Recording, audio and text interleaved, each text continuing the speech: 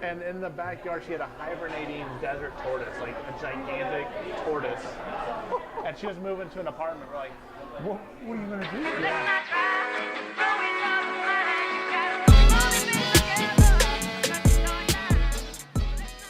So anyway, guys, welcome back. This is another episode of Beers and Stories. We're having coffee today. This is my friend Brandon. Brandon, tell everybody hello. Hello, everybody. So Brandon is a guy that I've met professionally through a couple of different offices. He's worked with some big names in the business and now has his own show, or shop, if you will, and he's doing really well. So thank you for being here. Yeah, thanks. Hey, Appreciate it. I really appreciate it. So one of the first things I always like to start off with is like, how did you get into real estate in the first place? Because everyone's story is a little bit different. Well, I think it started. Read this book. I didn't know anything about it. It was called Rich Dad Poor Dad. Yeah, that's a classic. Yeah. Robert Kiyosaki. Yeah. Huh? So I read that, and he talked about real estate investment in that. I'm like, oh, that's amazing, you know. Yeah. And did the whole college thing and tried to work in corporate America and stuff. And Where'd you go to school? Indiana University. There you go. Yeah. I'm from Indiana, so. Very cool. We moved around a little bit after we got married and stuff. Yeah. Lived in Indiana, lived in California. Okay. Moved to Arizona, and then started listening to a podcast. Okay. With a buddy of mine, former boss and stuff, and business partner now, Sean Terry. Okay. Yeah. So definitely heard that name. He had the Flip to Freedom podcast. Oh, really? So that's good. That's what got you started. And no he kidding. was, when he started, like, it was literally him on his iPhone recording an episode, just talking to his iPhone. Humble You can hear beginnings. the I love AC it. blowing and everything, you know? Yeah, you should see a couple of the first videos I did. It's the same thing. The fans going in the background. Yeah. There's so much cool technology now, but he literally was just talking to his iPhone while he's driving. Good for him. Yeah, and then I ended up joining the Flip to Freedom Academy's little video thing that he had. Okay. And I think I was the 35th person to sign up. Wow. When was this? What year? Like in 2010. Okay. Wow. That would have been a really good time to get into real estate. Yeah. I was not not that sharp. So. Yeah. Well, and I really didn't know what I was doing yet. Listened to the podcast and everything. Sure. And then, I was working at Wells Fargo 6 days a week. Wow. What were you doing there? Mortgages. So I wanted to be in the real estate industry. I just didn't have the plan yet. You know? Right. So were you doing residential lending or commercial lending? It was all residential. It was like at the time they were doing a lot of refinances and stuff. It was after the crash. Okay, so interest rates were really low. Yep. Gotcha. Lots of people refinancing. And at the time we had so much business, we were working 6 days a week. Wow. So it was literally as much overtime as you can take, you can get. Wow.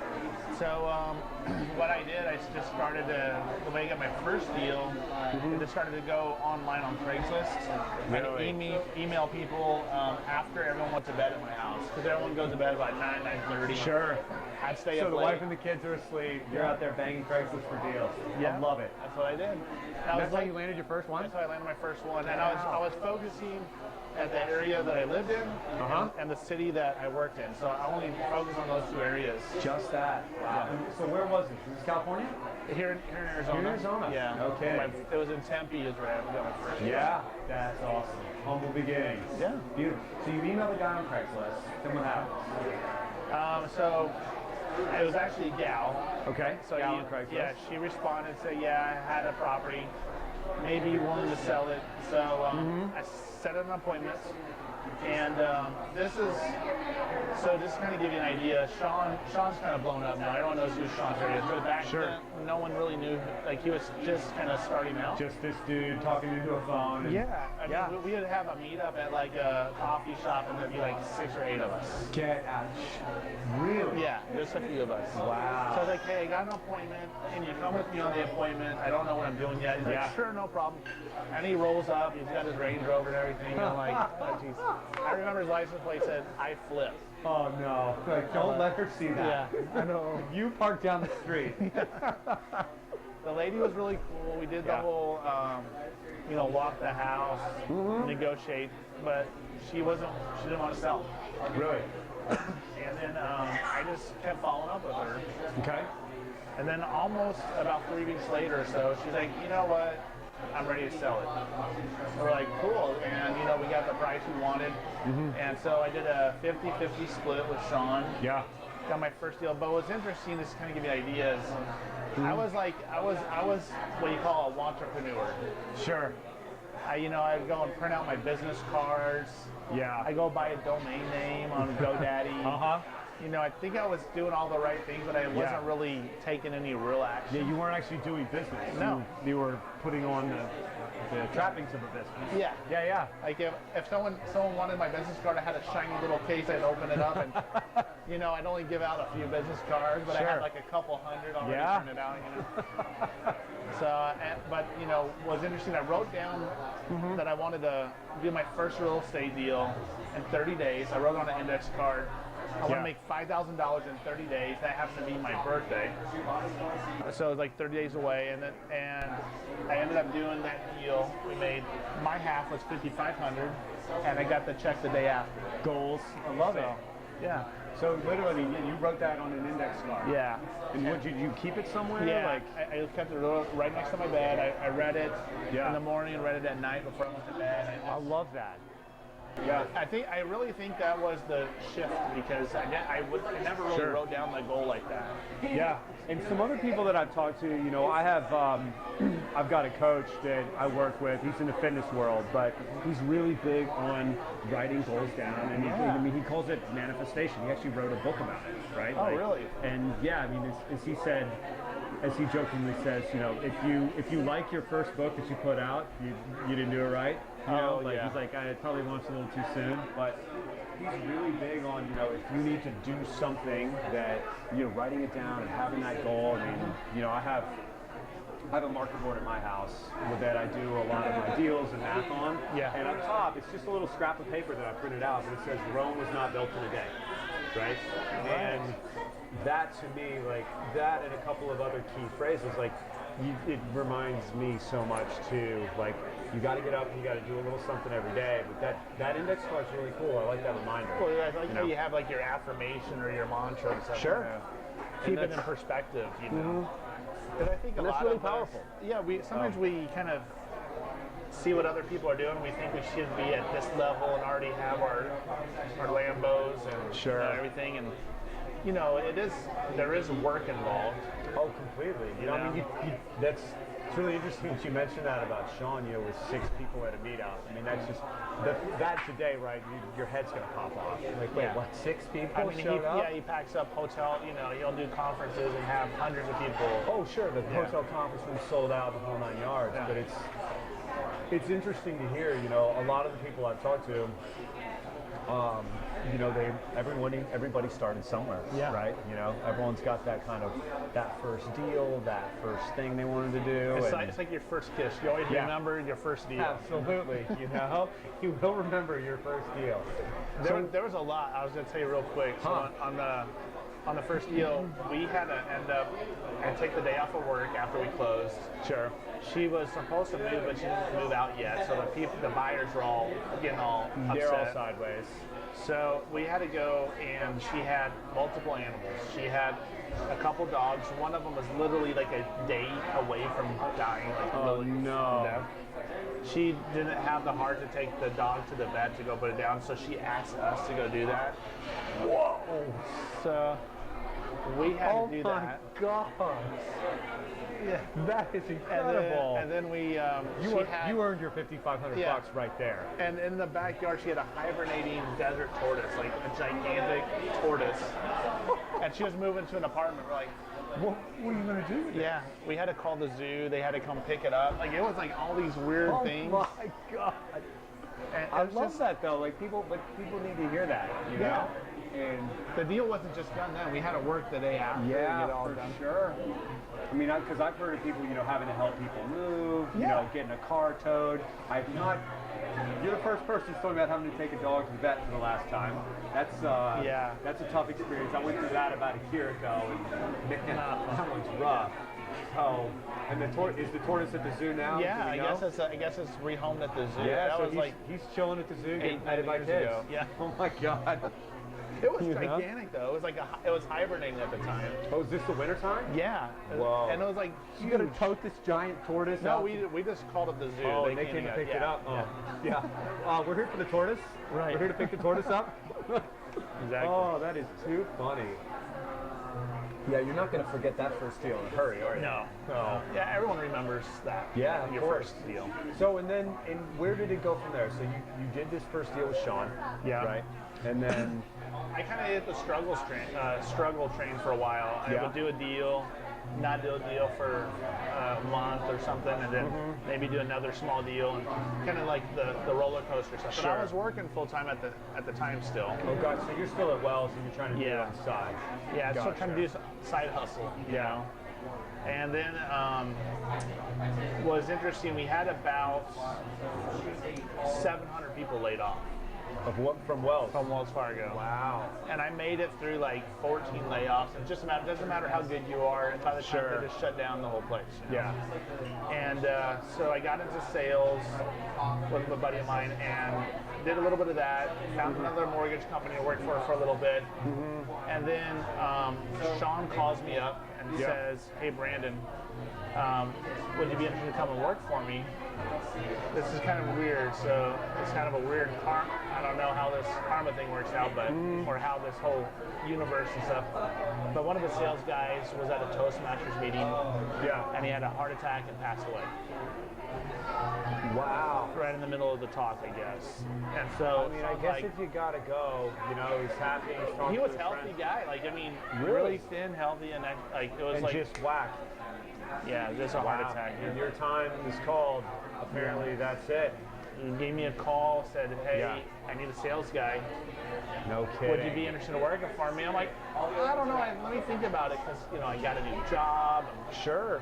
I call it the golden handcuffs. Of course. You're getting paid just enough not to quit. Yeah. Yeah, we've all been there at some point, right? And so he's like, "I promise it'll be worth your while." And my first year, I made 3 times I was making at the mortgage company. Wow. So I'm like, this is great. Cool. I'm in. Sign me up. Put the handcuffs on. Right. Yeah. So what were you doing at that point with Sean? I was doing dispositions, like selling all the properties. Okay.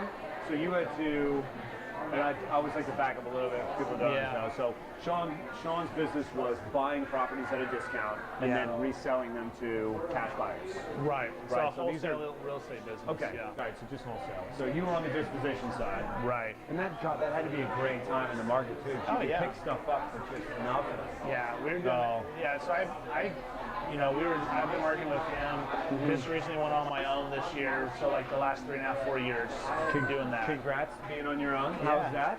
That's loving it, man. Yeah. Awesome. Get you a little bit more time with the family. A lot more time. Yeah.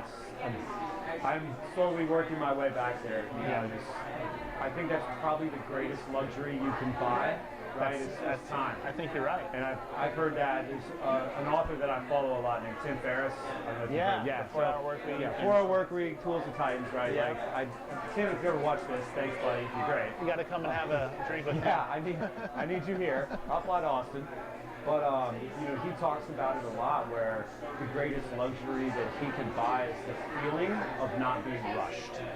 Right? I mean, you remember that from corporate America. Yeah. I'm in that right now. It's that pressure.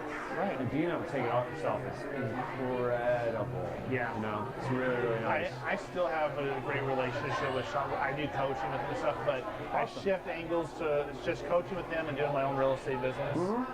But what was interesting, the first month off, never went on a cruise, went on a cruise with the whole family. Before my daughter just left for college, so we got to do that before she left for college. Very cool. Got to do the whole parent thing and drive her up to college and get her all settled into the new apartment. But it is that time, being able to take the time to do the stuff that you want to do. Yeah, and not feeling like someone's always got their hand on the back of your head. You work, Right. So very cool. So You worked with Sean, you said 3 years, 4 years? 3.5 years. Okay. 4 years, yeah. Very cool. So tell me what that's like. Day to day. You got it's busy, man. I mean, like, yeah. So we are basically selling 10, 20 properties a month. Wow. On a regular basis. That's a good operation. Yeah. And then, we went through different sales guys. I moved into a position where I was chief operations officer, kind of like ran the real estate side of the business. Sure. So Sean has the information side, the coaching information, and then he has the real estate business, the actual real estate business. Sure, the daily grind. Yeah. If you will. So doing the daily grind, hiring people, training people, firing people, all the fun stuff. Yeah, and everything in between, right? Yeah. Dealing with all the drama on the different properties and sure. all the stuff that comes up. So, and I always love these, right? Property drama stories. Jared and I were talking about this on another episode about just some of the worst we dealt with, right? Oh, yeah. We had one in Alabama. This was back in high school at Crawford. It was literally almost condemned. It was like a crazy cat lady. Yes. So I don't know if you've heard these stories. No, the cat houses are the nastiest. They are disgusting. Oh, dude. You can't even breathe. No, and this one thing, I've never seen the place. It's in Huntsville, Alabama. I've never even been there. We actually had to close it. The woman who owned the house got arrested. This is right before closing. Like Jared and I were telling this story, but she ghosted on us probably 3 or 4 days before we were going to go sign final docs. We had the price worked out and everything. She ghosted on us, right? No phone calls, no emails, no nothing. I'm freaking out. She literally got arrested. So I found out where she worked, called her work. What? Work put me in touch with her bail bondsman, right? I'm not kidding you. I have corroboration of this. And Jared actually wrote her name, Tracy. And so Tracy was literally in the clink. And we had to call her bail bondsman. Like, hey man, we owe her a lot of money. We're trying to get this deal done. You want to get paid, right? So, work with us here. But yeah. I mean, the property drama, I mean, it never, I'm sure you've got something similar. Well, don't get me wrong, the dog and the tortoise were pretty solid the cat house, we bought a cat house. The cat houses are usually the best, and as far as getting the best price, Sure. But literally, I had to get the respirator thing and all that stuff. Oh. We moved the lady out. She had enough money. We bought her house. She had enough money. She bought another place, brand new. Her brother was so mad at her. Moved her into the place. She was on the oxygen and everything, and she was living in that place. It literally was like they had to cut out all the drywall, like the 3 or 4 feet up. They're bad. Bad. Just cruise around and start looking for stray cats. Thinking about it, yeah. Yeah. Probably one of the nastiest, probably my top 3 though was a dog quarter house. Oh. Is this here in Phoenix? Yeah. In Tempe. Oh. Yeah. I made the mistake. I was doing like a Periscope at the time. Periscope, Facebook Live and stuff. And I had the white suit and the respirator and the goggles. Like, okay, guys, check this out. Going into, and one of the guys on the video is like, open the fridge. I'm like, no, I don't know. And they're like, no, open the fridge. I'm like, no, and I did. It just. I had to run. I thought I was gonna just get sick right there. So it was just nasty. But then the house got flipped and literally doubled in value. Sure. Well, you clean everything out. I mean, there's 50 grand right there. That's it. I mean, any hazmat crew is going to charge you that. But it's funny that you had to go and hunt down the bail bondsman. Oh, dude, that's one of my top stories there. Danielle and Jared used to joke. They're like, we never knew exactly how much of a stalker you could be until that deal. They're like, you were not giving up. I said, no, that's my these are my spreads here. I told you I'd get the deal done. I got the deal done. Right. But yeah, the bail bondsman was one of my top ones. I actually found her mugshot online, and it was like, on Google. You found it online? Yeah, I did. I found the mugshot, and then figured out what jail she was in, and then started working backwards from there. So yeah, man. I mean, it was. Hey, I'll hire you for a private eye. They told me to get the job done, and we closed. I think we actually wound up using the notary at the jail to do docs. Yeah, they have notaries. Yeah, no, they do. I know. I had to drive out to one of the prisons out there to get one notarized. Really? Yeah. Here? Yeah. What was that all about? I don't even remember. It was like I think it was 2 brothers that owned the house. Okay, so they inherited or something? Yeah. And we had to get his signatures and had to go through the protocol to drop off the paperwork and get it notarized and stuff. Man, there's always something in this business. It's weird. Yeah, for sure. So how did you guys do? You know, with Sean's operation, how were you guys acquiring the properties? Like, what kind of lead generation did you do, or was it all cold calling? No. No. A lot of people are doing cold calling right now. He didn't do any cold calling until just recently. Okay. So yeah, I mean, he's an open book. He shares everything on his podcast and his videos and stuff. But sure, I've listened to a lot of them. He's a really smart guy. He gives out a lot of good information and stuff. Absolutely. That's what drew me to him. Yeah. But we did a lot of direct mail back in the day. A lot of pay-per-click, Google pay-per-click. Okay. And whenever he started, I think he was paying like, I think a good lead will be close to $100 now in Phoenix. Yeah, they've gotten or more. But I think he was buying them like for under $10 back when he started, and then he started telling everyone about it. Then it would go up in price. Then Google found that out. Like, did we say $10? We missed a zero. Yeah. Yeah. He made the mistake once. He was doing an event and he told everyone, you know, about Google pay-per-click, but he didn't turn off his Google Ads account. And everyone at the event clicked his ad film like crazy. So. Oh, that's never did that. This mistake again. That's an expensive mistake. So. But like ringless voicemail is really big right now. Really? Oh, yeah. The voicemail drops. The voicemail drops. Yeah, I saw someone else was talking about that. Sly Broadcast, I think it's called. Yep. Very cool. Yeah. So, do you guys still use that, or does Sean still? Yeah. He has his own software. It does something like exactly what Sly Broadcast does. Gotcha. Very cool. And it works good. It's in fact, my brother does the same thing back in the Midwest. Okay. But so he's still in Indiana? Yeah, he's still in Indiana. And is he in the real estate business too? Yeah, he does flips and everything. Family affair. Yeah. I love it. But you know, the best messages are the ones that really get people to call you. Yeah. So my brother, on his, he would do something like, hey, this is Jeff. I just saw you had a house for sale. And then it was like his daughter would come and interrupt him. And he's like, wait a second, honey, I'm on the phone.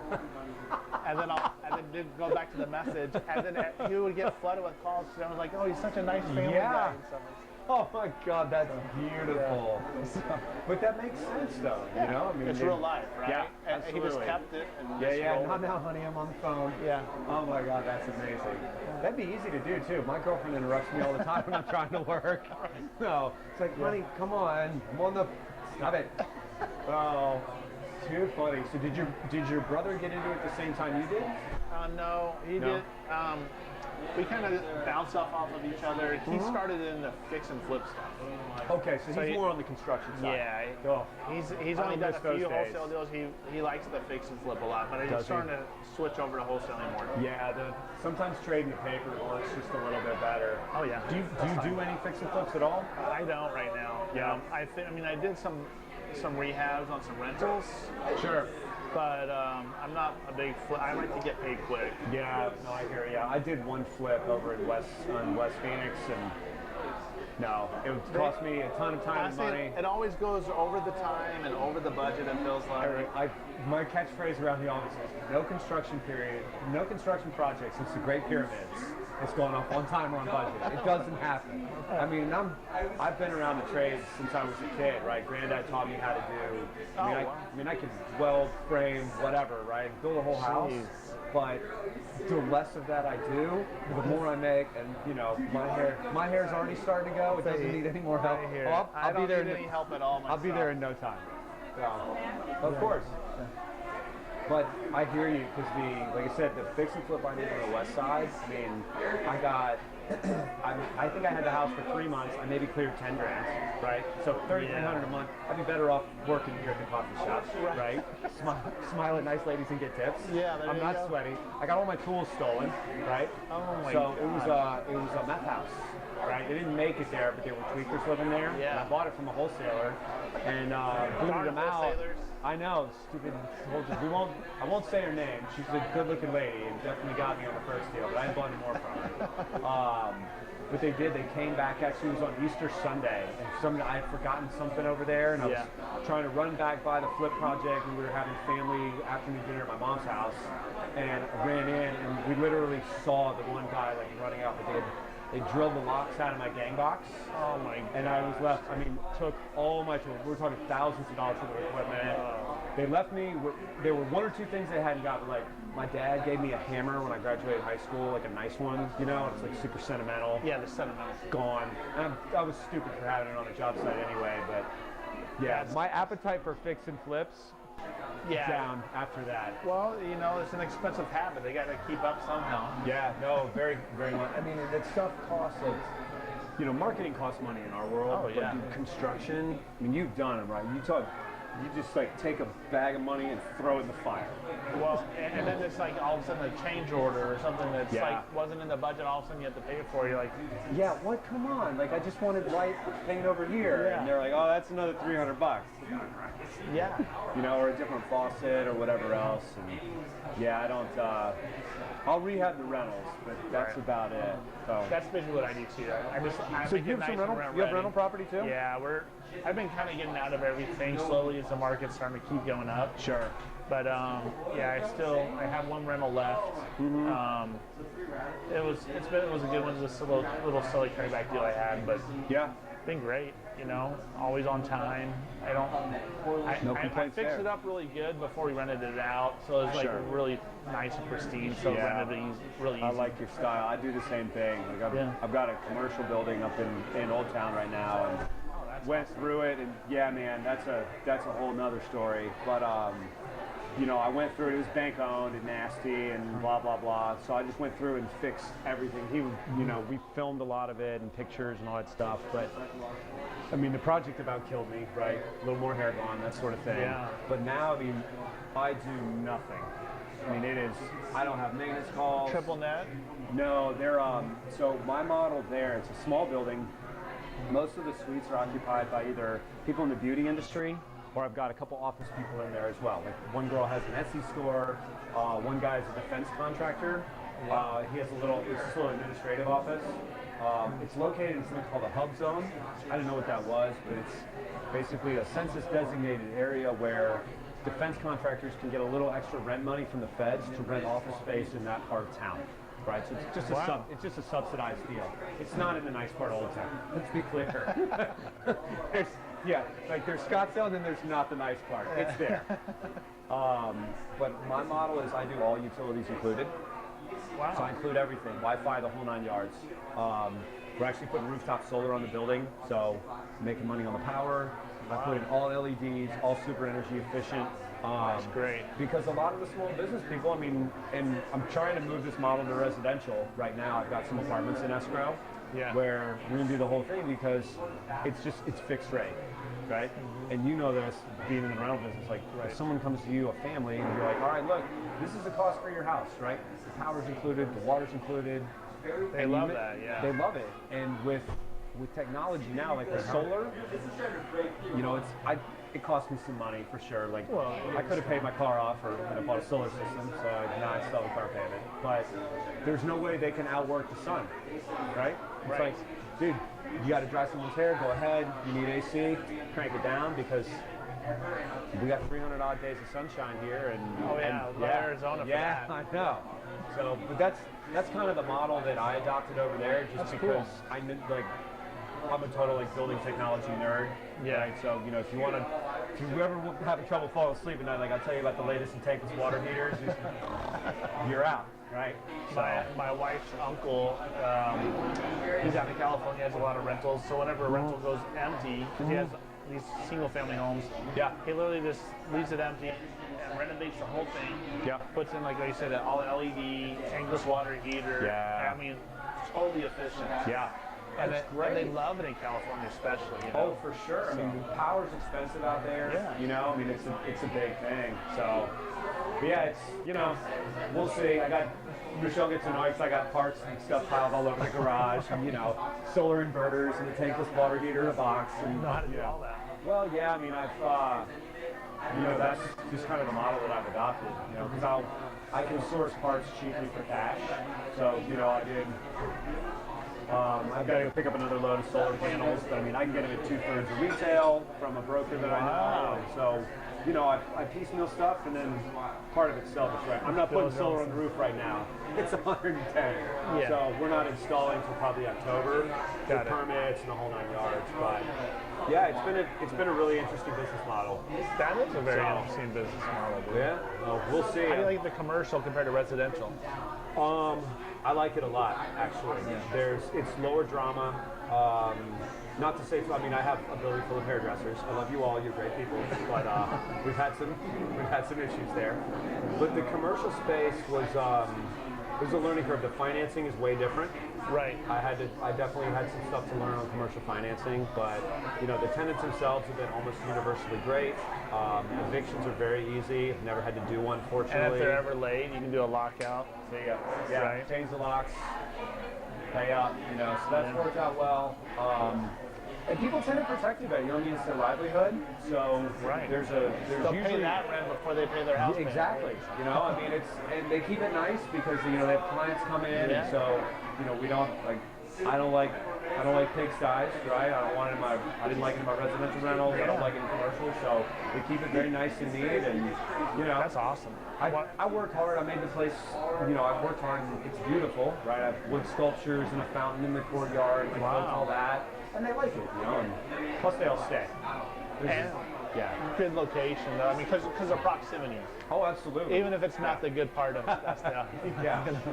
I'm not rubbing elbows with like the GoDaddy guy but it's close to everything around it. That's what they probably love. Yeah, and the beauty industry, I actually don't know much about it, right? Like, this is beauty to me. It's a black T-shirt. Yeah, I don't have any conditioner in my shower either. So.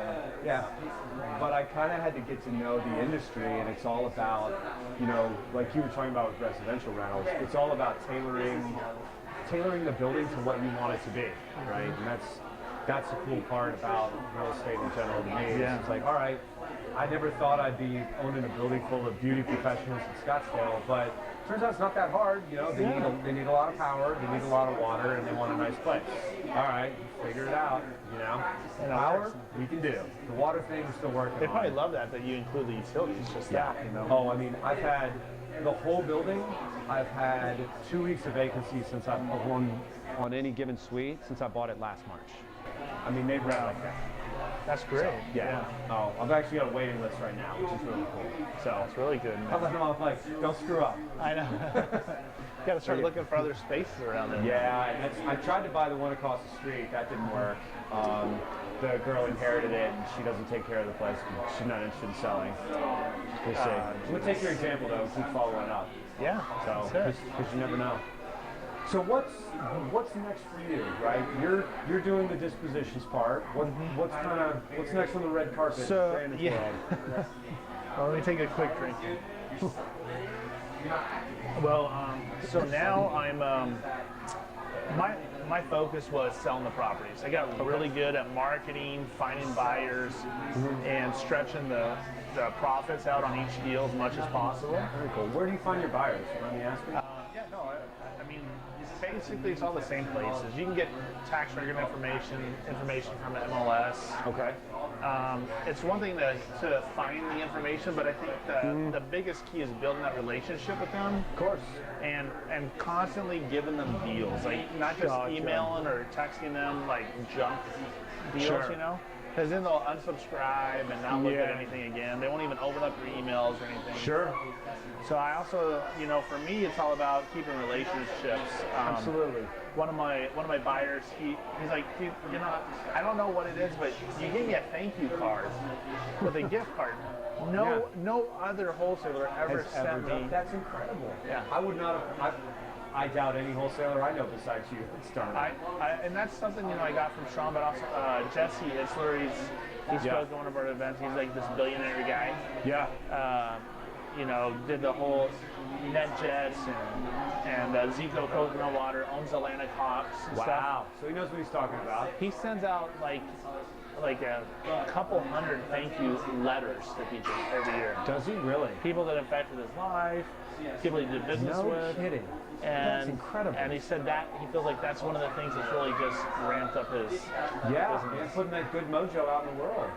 That's awesome. Yeah, saying thank you, right? Yeah, no, that's incredible. I love that. Yeah. No, I might have to do that the next person I do a deal with. Yeah. So And it'll be interesting because then they'll ask you for more deals. sure. And then you can also tailor your marketing Absolutely. for what they're looking for. Okay.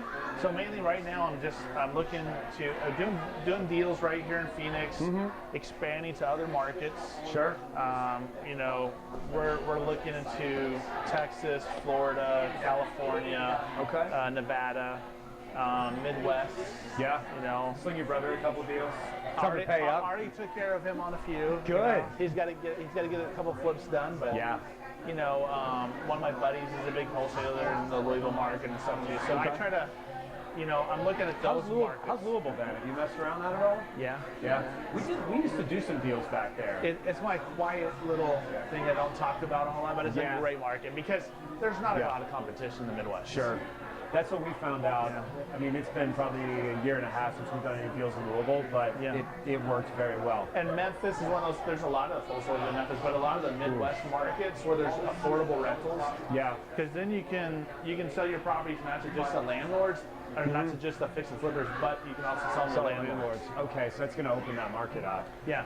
Gotcha. Landlords is a big thing. So on my buyers list, you asked me on my buyers list, Yeah. fix and flip cash buyers, landlords, and realtors.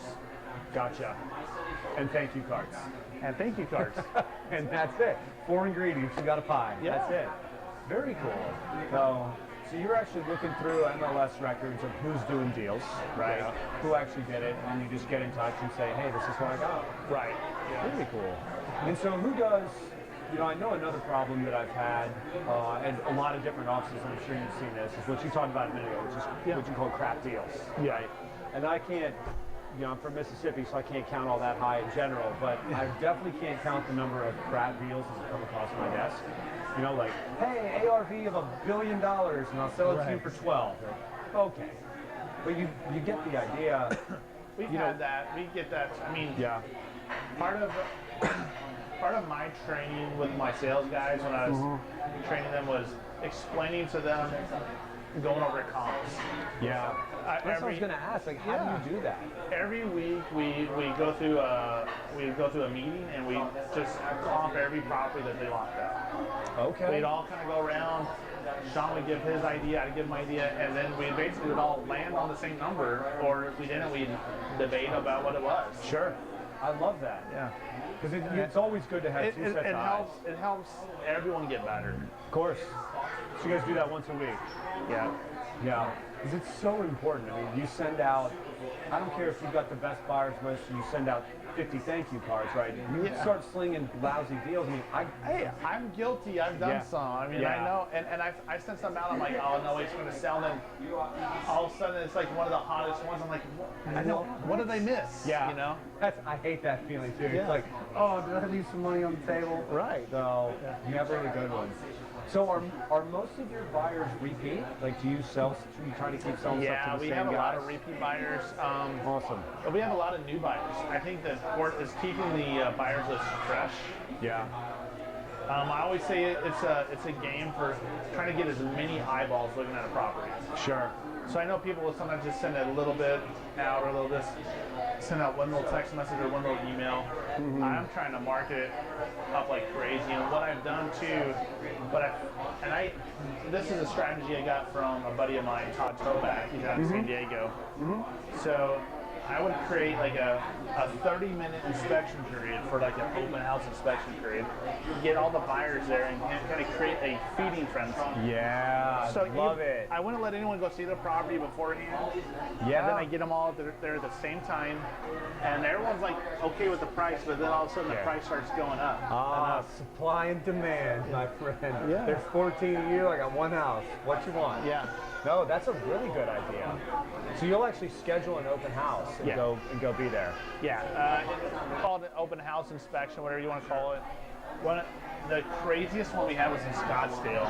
Yeah. And I knew it was going to be a good deal, but I wasn't sure how much it would go for. I purposely marketed a little bit lower than what I knew we could sell it for, so I can get enough people at the open house. Sure. I get to the open house and I market for a couple days, and I even had a couple offers come in on email, like Really? for full price and above full price. And I smell a deal. and then we get there, and 100 people. No, I have video of it. There was 100 people there. There was no parking on the street. Wow, where was this? The South Scottsdale area? No, it was North Scottsdale. Oh, yeah. I don't play up there. Yeah, it was No great. kidding. We had literally, like, there's no parking on the streets. It was a little 2-bedroom house with an office to be a 3rd bedroom. It wasn't a big house. Sure. But the affordability, the price was right. Yeah, that's incredible. And we sold it for 37 or 38,000 above our advertised price. Wow. Yeah. Nicely done. But we had no idea it was going to create that type of a feeding frenzy. But Well, I mean, anything in Scottsdale right now is crazy. Jared and those guys got a house not far from actually where Michelle and I live, in the south part of Scottsdale. And everyone's trying to move down there because it's kind of the last affordable place. Oh, yeah. Right? I mean, you know, you can still get into something for the mid-3s. It might not be the Taj Mahal, but you can live there and fix it up and all that. And they snagged one down there and just same deal. I don't know if they had 100 people, but it went fast. Yeah. It went for well over what they were asking. Typically, when we do those, we're typically like 10 people. Yeah. Maybe 20 tops. you know, But 100. yeah, that was unreal. That's awesome. Very well done. And how do you market those properties? I mean, are you doing? You got your emails? Yeah. Are you texting people? Yeah, we do. So I do like a whisper campaign. I kind of will call a few of my buyers and just let them know what's up. I'm going to send you something. Yeah. And so I get them excited before they even get an email or text. Nice. And then I'll do an email or text to those. Maybe they're the ones that bought the last 10 properties or 15 properties. Okay. And then I'll do a text blast out to my folks. And that's not as big a list as the email list. The email list really gets most people, but the open rate on the email list It's not that high. it's not that high. Yeah. I actually get more action off of my text messages. Oh, and think about it. Like, what's everyone doing all day long? Is that? I mean, if you get a text message, they say it's like the open rate's like 95% in the first couple minutes. Oh, I'm sure. So Yeah, I've done some text marketing for some other people in different industries, and it's pretty powerful. Not everyone's always happy to get the text, right. but they look at it. Well, and on this, this is an opt-in. Okay, so they have to sign up for it. They opt in and then they can opt out. Yeah. So Very cool. So put a bunch of marketing behind it and get a bunch of people there. It does. God, that's awesome, man. So, and that's your wheelhouse right now. You're marketing these properties and getting them sold. I love it. I'm doing some of my own wholesale deals, doing some of my own marketing, but where I feel like my niche has been and where I'm helping a lot of other investors and landlords and other wholesalers is just selling their properties for them. Yeah, moving the deal along. I love it. So, and are you selling any of Sean's stuff these days, or has he got his own guys? No, he's got his own guys. Yeah. He's one. We're still business partners on the coaching side. He's Very cool. still my mentor, still a great friend. Yeah. And, I can call him up right now and we can chat about whatever, but I've learned a lot. I mean, I feel really blessed because I've had him in my life. I had some of my best mentors that I met right when I first moved here. Yeah, what an incredible experience. Yeah. So that's amazing. My best mentor he's probably been my best friend too. My realtor when we first moved here. Nice. I love it, and I actually had. He does all the stuff you do, the commercial stuff, the flip. I mean, you name it, he's probably done. He's done it all, and it's funny that you mentioned that too. Like, I actually had my agent. He was my 3rd or 4th guest on this show, and I met the guy. He was a little bit young. He reminds me a little bit of my little brother, right? Yeah. Good dude. But I bought my first properties here from him. These were MLS deals like 3-4 years ago. Great deals, and we've done a lot of stuff together at this point. And it's interesting that you had mentioned that, because clearly, you know how to buy a house, you know how to sell a house, but you also have an agent, right? And I'm the same way. Like, Charles just helped me on this apartment deal. We've got it in escrow. It looks like we're going to be able to close it 2 Mondays from now. Oh, sweet. Yeah, a little 4-unit. It's definitely the crappiest fourplex in the city of Scottsdale. It's all about cash flow. It is. And it'll make some now, more later, but it was interesting that you mentioned having an agent, because it's such a totally different mindset that you and I have, right? I know, yeah, we think differently, right? Completely, but it's great to have that person to bounce it off. I'll call and be like, am I about to do something stupid? Yeah, you're good, go for it. Okay, cool. They keep you on the straight and narrow. Yeah, they do. And it's like, well, maybe think before you make that phone call, type deal. But that's really interesting. Does he operate out here where you live? Or Yeah, lives right here in Gilbert. Very cool. Yeah, good guy. I mean, we got along because he was in real estate, did rental properties, and that's what I wanted to do when I first got out here and stuff. And then we both love basketball, so we do that. Very, yeah. All right, Indiana makes sense. Yeah. Unfortunately, just stereotype. It's true. Yeah, they play a little hoops in Indiana, from what I hear. So, well, very cool, man. I really hope all that goes well. So it's going good so far, and it's nice to have that freedom, that time. Oh my God, incredible! So what's the name of the new venture where you're selling stuff? My company's Simcoe Homes. Simcoe Homes. Yeah. I love it. Well, if you're an investor and you need one, call him up. Don't call me. He'll sell you a good one, but you might be there with 100 people. So very good. Well, Brandon, I really appreciate you being here. This is an awesome conversation. I hope we can do some deals here soon. We will, man. I'd love to. So, I'd love to. One of these other days, I'm picking your brain about coaching too, because that's a new endeavor, and I'm really. It just comes natural. Like, you're a natural teacher. Sure. It's such a natural flow for you. No problem. No, and it's great. I mean, this feeling, like watching the guys at Jesse's office, going from riding the struggle bus to actually making money and being happy. It's the coolest feeling in the world. It is. And that gets you jazzed. Yeah, it's like, yes, you got a deal. High five, man. Awesome. You're more excited for them. It's almost like, I got 2 kids, so it's like almost more excited for their success than your own. Absolutely. So I'm just the background noise, man. I'm the yapper with the hey, fill this out. Go talk to somebody. So it works out well. But no, seriously, thank you, and we'll be in touch. So anyway, well, guys, I hope you enjoyed it. Again, this is Brandon Simmons, Simcoe Homes. Find him if you need some investment property, and go get something done. We'll see you on the next one. Thanks again. No problem. Appreciate it, Brandon. No, thanks, bro. Hey, appreciate it.